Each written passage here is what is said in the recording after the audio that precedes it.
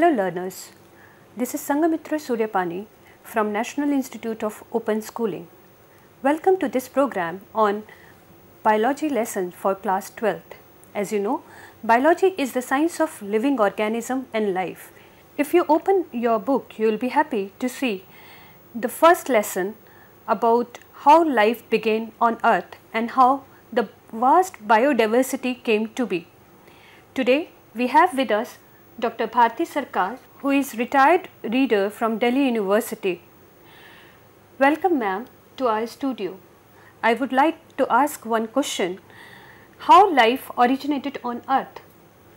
It is now a very well known fact that earth came into existence way back 4.5 billion years ago as part of our solar system. And so the earth came into existence 4.5 billion years ago and life first originated 3.5 billion years ago. This picture on the monitor shows what the primitive atmosphere was like on earth. You can see here that everything is in the gaseous state. You can see hydrogen, you can see carbon dioxide, ammonia, methane, but absolutely no oxygen whatsoever. This is because it was very hot and the atmosphere was reducing. You can also see some lightning, which was really the source of energy. Then what happened? The earth started cooling down and all the water vapor that was there in the primitive atmosphere condensed into water, and there were torrential rains. Continuously it kept on raining and the first oceans were formed. It is in these oceans that the molecules of life first appeared. These molecules actually were washed down with water and came into the oceans. They came into combination, they combined to form certain molecules like amino acids, sugars, nitrogenous bases, nucleotides, and that is why the theory for the origin of life is called the chemosynthetic theory of origin of life. But learners, you know very well that in science, unless there is evidence for a theory, no theory can be accepted. So people began to look for evidence, and this evidence was found in the rocks which were 3.5 billion years ago. You will be happy to know that even in our country, in Kudramukh in Karnataka, when people were really mining, they found large number of fossils of these bacteria, and these bacteria were the first bacteria which appeared on earth, and these were seen only under the microscope. Therefore, they were called microfossils. But then if there is no experimentation, then again we cannot take a theory to be true. An experiment which was devised by Urey and Miller, what they did was they took all the primitive gases, or rather the gases found in the primitive atmosphere, and they passed electricity, you can see the electrodes there, and then they collected as fractions the products of combination of these chemical compounds. And lo and behold, they were so happy to see that there were molecules which could give rise to the first molecules of life, or the biomolecules such as amino acids, sugars, nucleotides, bases, etc. So once they became certain of the origin of life, then it was for the first 2 billion years ago, there were only bacteria on earth. There were many kinds of bacteria, and some of them were like the chloroplasts of today that you find in cells of living plants, and also some were like the mitochondria. Now those which were like the chloroplasts could trap solar energy and photosynthesize, and therefore we find in the leaves of today the chloroplasts, which are now known to have been bacteria once upon a time which entered into a combination with other cells. So, once photosynthesis took place, the whole atmosphere got filled with oxygen, and once oxygen was there in the atmosphere, there was really no looking back. From bacteria, the protists came into being. From protists, there were other multicellular organisms like the fungi, like the many different kinds of plants, many different animals, etc. Now, therefore, it became well known that all this biodiversity came to be through organic evolution. A picture which shows the different kinds of organisms that find on earth. On the left, you can see the fossil ancestors of all insects, scorpions, etc. Now, all this biodiversity is a product of evolution. We have to first understand that. Since then, ma'am, I think that around 10 to 15 million living beings are still living on earth. It is well known that on earth probably there have evolved some 10 to 15 million different kinds of species, but scientists have not been able to identify all of them. Some have become extinct, some are still living, but only about 2 million species have been identified, studied, and even given scientific names. But ma'am, what is the evidence that supports the existence due to evolution? That's right, that's a good question. Now, actually, without evidence, no science can be accepted, and there has been many different kinds of evidence for evolution. You can see pictures of some limbs. These are limbs of different vertebrates, and as you can see, they are for different purposes. Like, for example, that of the bat is for flying, that of the mole is for digging the ground, that of the horse is for running fast, and that of man is for holding things. But do you notice something?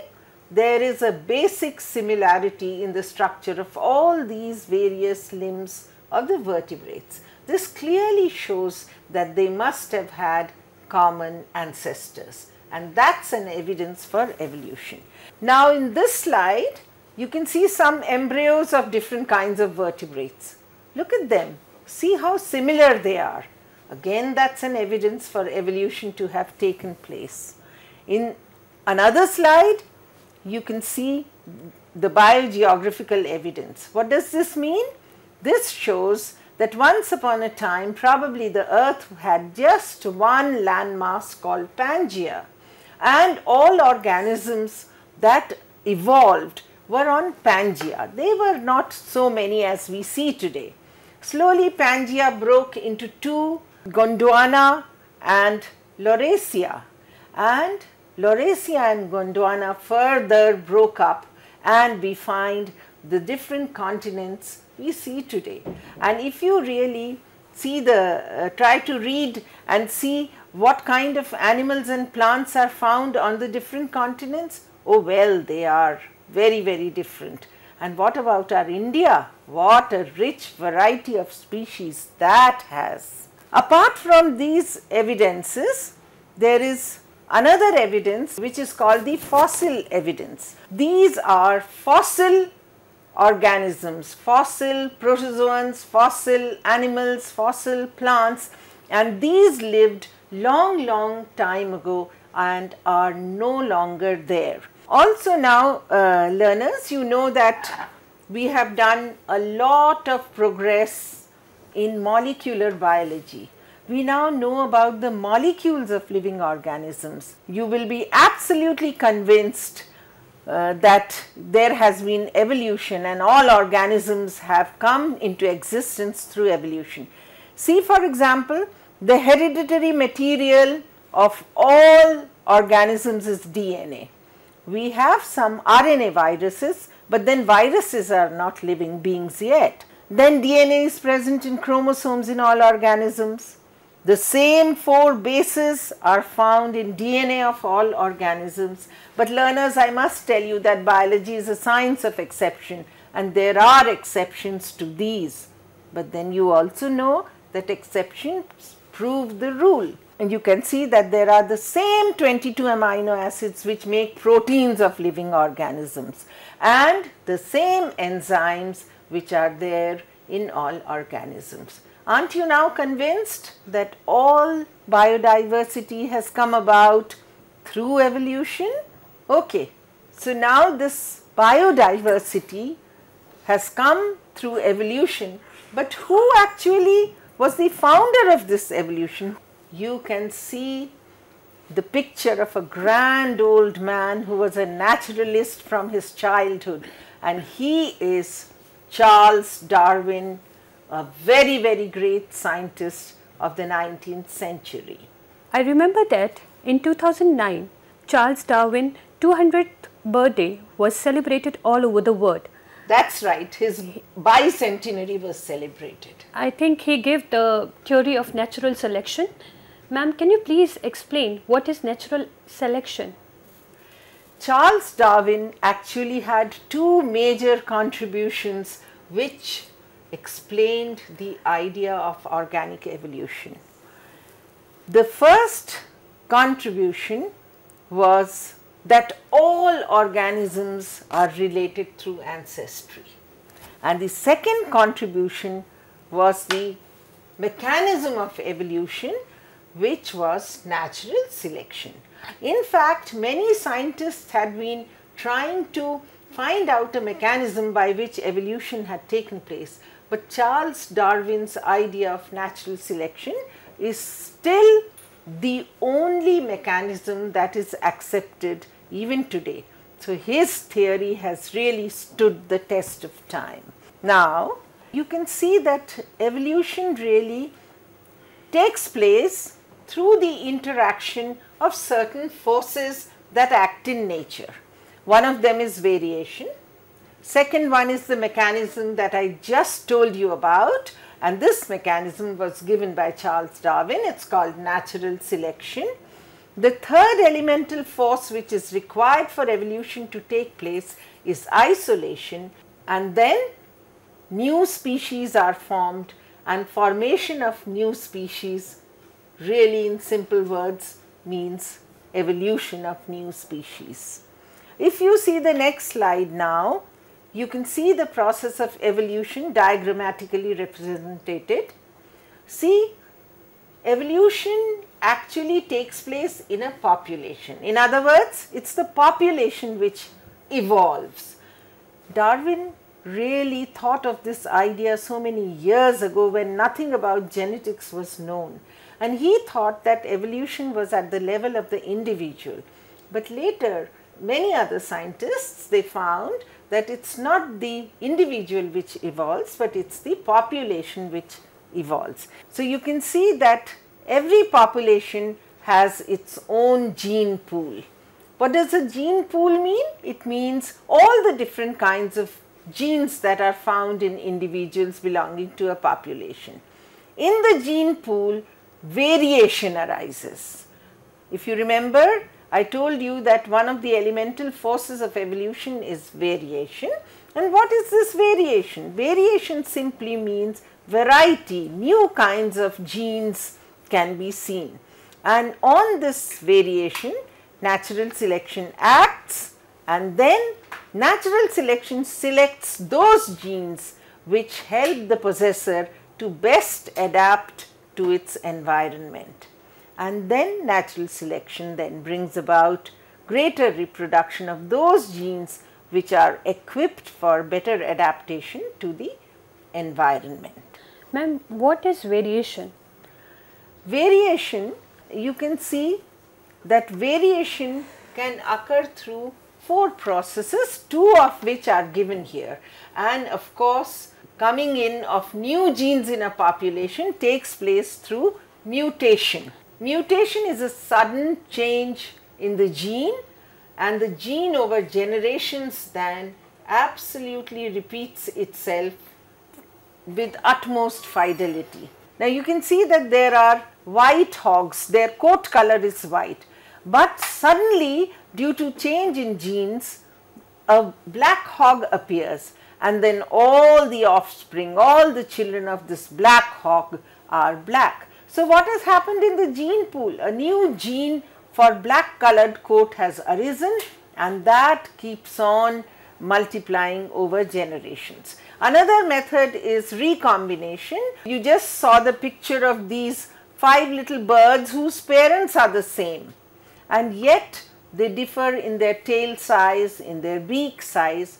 Now, in sexually reproducing organisms, which most of the organisms are, parents' genes assort and combine differently. That's why, learners, if a couple has 5 children, all 5 children are different.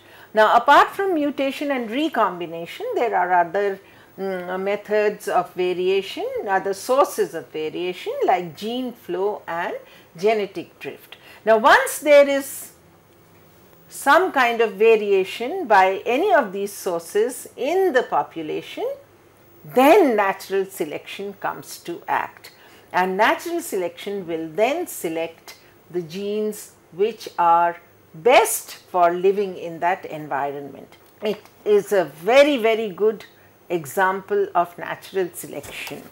On your left, you can see some moths. Now, in the British Isles, before the Industrial Revolution, all houses were covered by kinds of plants called lichens. And can you see those white moths with speckled wings? They could easily hide among those lichens, not to be seen by the birds which could eat them. Once in a while, a black moth would appear because of mutation, and the bird would easily see it and just eat it up, so that in the next generation there were no black moths. But slowly what happened, due to Industrial Revolution, the whole place got covered with soot and became black. Now, if you see the second part of the slide, the lower part, you can see that on that black background, the white moth which was originally there became very conspicuous, and birds could easily see them and eat them up. So, there was a large number of black moths that can then be seen. Now, this is how variation and natural selection interact. The variation comes through mutation or recombination. Here it is through mutation, and natural selection acts through the predator, which is the bird. Now, apart from variation and natural selection, there is isolation. This slide, of course, shows that evolution really leads to adaptation. So, the best genes are selected by natural selection, so organisms can adapt themselves. You can easily see the leaf hopper, which is green in color and hides among the leaves, not to be seen by the birds which eat it. You can see that little fish which hides in the rocks found in water, and so on. So, evolution really results in adaptation. Now, apart from natural selection and variation, you can see the third elemental force is isolation. And isolation has 2 roles to play. It helps to make new species. On the top picture, you can see 2 kinds of rats. They are from the same population, but now they are far removed from each other, and variations will be different, and natural selection will choose different variations. So, ultimately they can become 2 different species. Also, isolation helps to keep the species distinct from each other. Here on the monitor, there is a picture of a mule. The mule, as you all know, learners, has mare as its mother. The horse, the female horse, is called the mare in English, and it has the female horse mother and the male donkey as father. Now, if this were to be able to reproduce, it would form a new species, but then nature takes care to see that it does not reproduce and genes don't get mixed up. If you see the next slide now, that there are two different squirrels and these had the same ancestors, how different they have become through variation and natural selection, and you can easily see that. Thanks for the information, ma'am. So learners, now you must have understood that the first living being evolved from biomolecules. Once there was oxygen on earth, the different kind of living organism evolved through organic evolution. The Charles Darwin was the father of evolution. For evolution to take place, variation, natural selection, isolation, speciation are the forces which are required. This was the first part of the chapter. In the second part of the chapter, we will study about the biodiversity and how to study it. Thanks for joining us, ma'am. Thank you.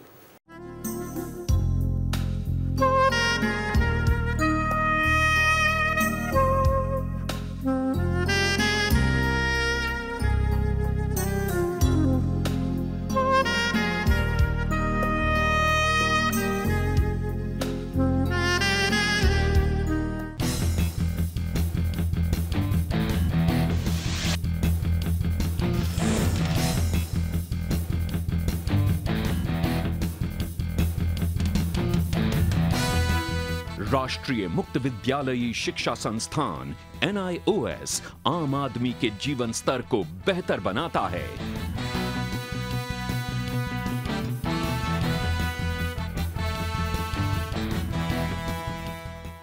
हमारा लक्ष्य है एक भी व्यक्ति अशिक्षित न रहे।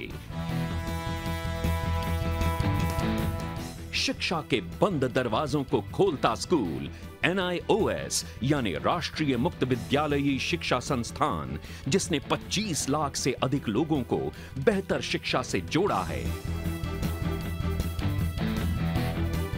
इसी तर्ज पर शिक्षा के नजरिए को एक नया स्वरूप प्रदान करता है मुक्त विद्यावाणी, जिसकी शुरुआत 19 जुलाई 2012 को मानव संसाधन एवं विकास मंत्रालय द्वारा की गई।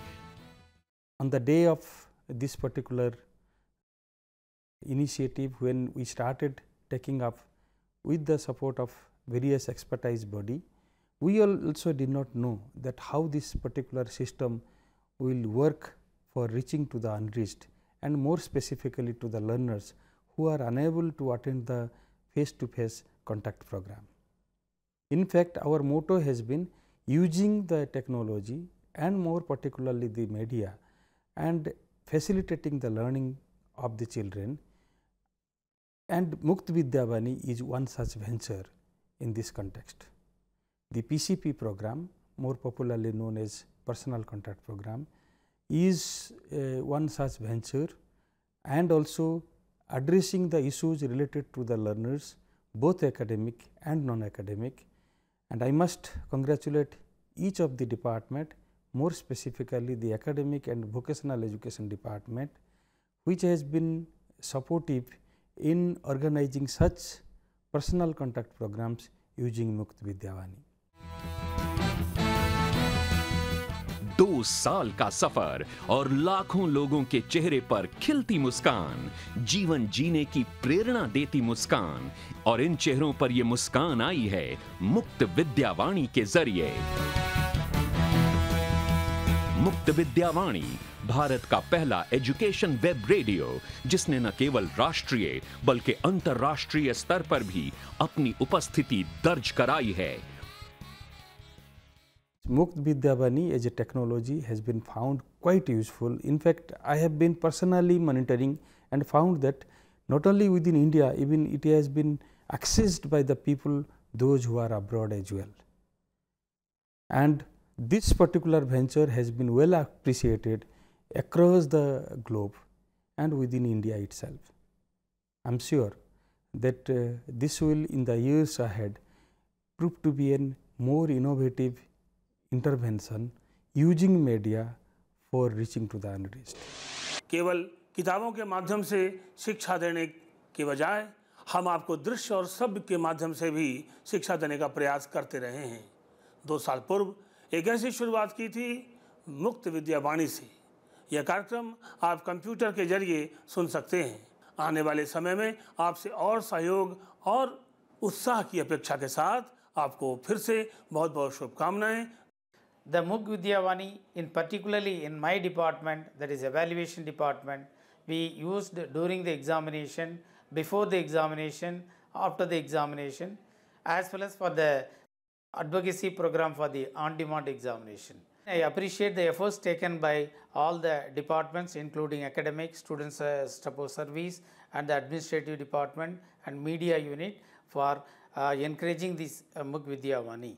हमारा मुक्त विद्यावाणी प्रोग्राम 2 साल पूरे कर रहा है और 2 साल की सफलता हमें बताती है कि टेक्नोलॉजी और मीडिया के इस्तेमाल से एजुकेशन जो ओपन एंड डिस्टेंस लर्निंग में जो एजुकेशन दी जाती है उसको कितना अच्छी तरह किया जा सकता है। मैं सभी संबंधित को शुभकामनाएं देता हूं मुक्त विद्यावाणी के 2 साल पूर्ण होने पर। इस अवसर पर मैं NIOS के लर्नर्स को विशेष रूप से शुभकामनाएं देना चाहूँगा।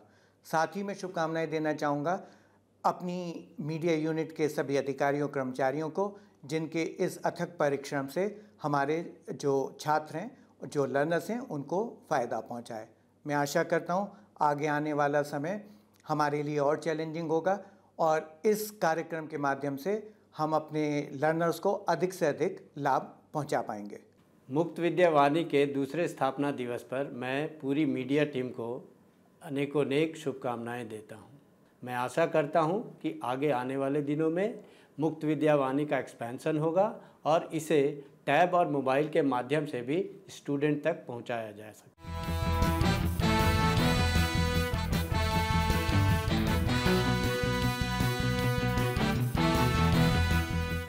मुक्त विद्यावाणी के कार्यक्रमों को विद्यार्थियों तक पहुंचाने के लिए कई प्रक्रियाओं से गुजरना पड़ता है। सबसे पहले हमारे ऑडियो स्टूडियो में विषय विशेषज्ञ, शैक्षिक अधिकारी, एंकर, कार्यक्रम निर्वाहक और तकनीकी कौशल की सहायता से एक कार्यक्रम को तैयार करके उसे प्रसारित किया जाता है, जिसमें माध्यमिक, उच्चतर माध्यमिक और व्यावसायिक पाठ्यक्रमों के कार्यक्रम शामिल हैं। कार्यक्रम के बनने के बाद उसे अपलोड किया जाता है मुक्त विद्यावाणी की वेबसाइट पर और फिर उसे जोड़ा जाता है सर्वर से। अब ये कार्यक्रम तैयार है आप तक पहुंचने के लिए और वो भी बिना किसी रुकावट के।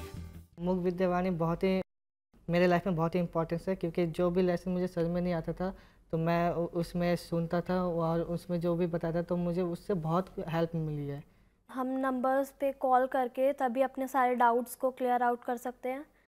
जो भी हमारे डाउट्स हैं वो क्लियर हो जाते हैं उस वक्त। मैं चाहूँगा NIOS से कि मैम जिस तरीके से अभी इन्होंने प्रोग्रेस की है, जिस तरीके से बच्चों के हेल्प के लिए बहुत सारी टेक्निकें लाई है, ये और भी ऐसी चलती रहे और भी थोड़ी लाए।